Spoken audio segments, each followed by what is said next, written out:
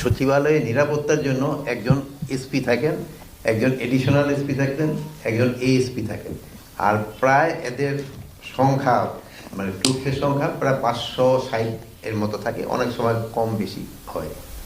আর আমাদের একজন joint secretary থাকে মন্ত্রণালয় থেকে, যে উনি আপনাদের পাস এগুলি দেখাশোনা করে। ডিউটিতে তো শিফটিং ডিউটি, সবাই তো শিফটিং ডিউটিতে করতে থাকে। তো যেমন ধরেন রাত্রে যেমন নর্মাল গার্ড যদি থাকে 2-6 যদি গার্ড থাকে, একজন গার্ড কমান্ডার থাকে, 2 জন 4 ঘন্টা 4 ঘন্টা করে থাকে, একজন 2 ঘন্টা, 2 জন গার্ড 4 ঘন্টা দিল, আবার 2 জন গার্ড 4 ঘন্টা দিল, আবার 2 জন, কিন্তু ফুল রাত তো সবাই জেগে থাকে না, একটা শিফটিং ডিউটি করে। এটা একটা ওই কমান্ডার নির্ধারণ করে দেয়।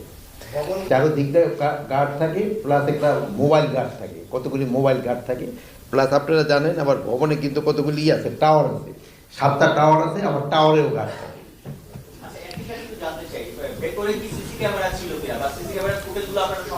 জি জি, সিসি ক্যামেরা ছিল এবং ওইগুলি বাই নাও মনে সংগ্রহ করা হয়ে গেছে।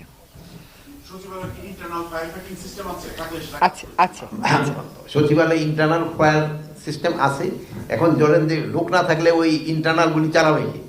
আর সচিবালয়ের ভিতরে একটা ফায়ার ব্রিগেডের গাড়ি এবং লোক সব সময় থাকে, ওই গাড়িটি কিন্তু সবাই রায় গেছে, ওইটা স্বরাষ্ট্র মন্ত্রণালয় এবং এই 7 নম্বর বিল্ডিং এর মাঝখানে এই গাড়িটা থাকে।